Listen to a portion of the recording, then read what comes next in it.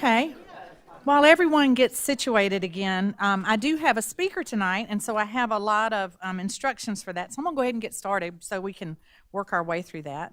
Item 10.0 is citizens participation, and the Lexington County School District 1 Board of Trustees provides a time for citizens participation at each regular board meeting. There are a few guidelines. First, in order to speak, you must be a parent or legal guardian of a student in Lexington County School District 1 or a resident and taxpayer of the district. Second, each speaker has 3 minutes. Third, you may comment on an agenda item, school operations, programs, policies, or other matters of concerns. However, you may not speak about specific individuals, whether student or staff. There are other ways to bring situations like that to the board's attention.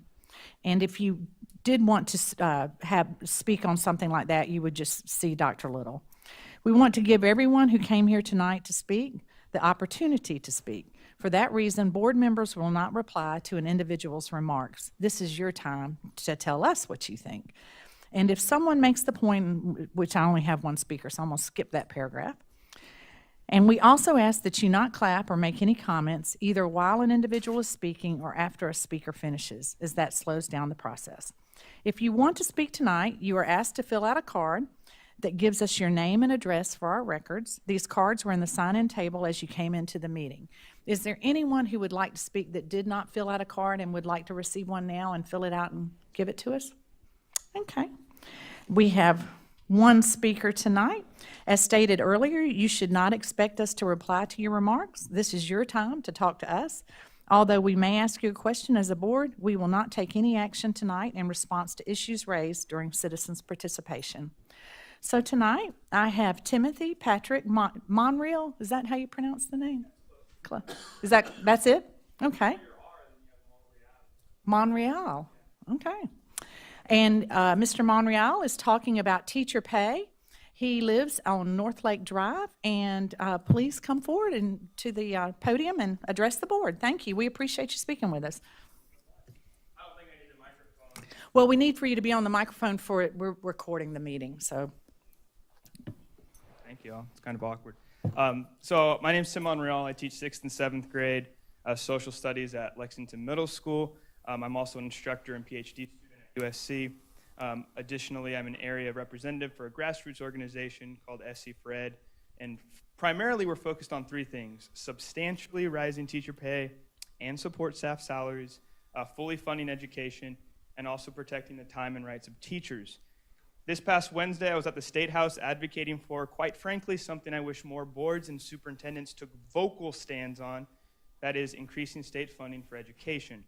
Although I greatly appreciate the efforts taken recently by Lexington 1 to increase teacher pay, I understand the type of substantial increases that are honestly needed for me to pay back student loans, get ahead of medical bills, stop working multiple part-time jobs, and maybe, just maybe, cobble up enough money for a down payment on a house for my family and I, are beyond the immediate control of this board.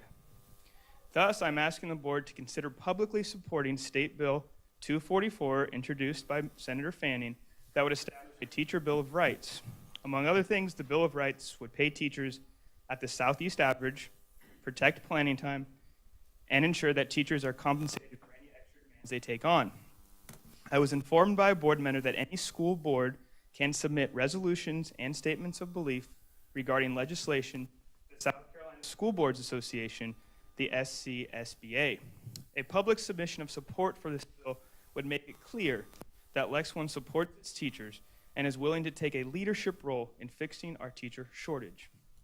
Just an aside, I teach at USC, and the numbers of teacher candidates that are coming into our program is absolutely alarming. We don't have teachers coming in.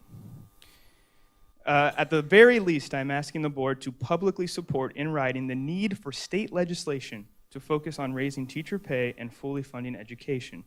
This would mean a lot to many teachers who, quite honestly, are alone in this fight. Thank you so much for your time, and I'm proud to be a teacher at my school and in this great district. Thanks. Thank you. And we are huge champions of teachers, and we do work with our delegation on trying to improve funding for teachers, and I'm really pleased to let y'all know that just last week, Representative Chris Wooten and Representative Paula Calhoun from Lexington County have been asked to serve on the Education Committee, and we're just thrilled to have two of our own on that committee. So thank you. We appreciate your comments. Ms. Smith, would you mind if I added just a quick minute?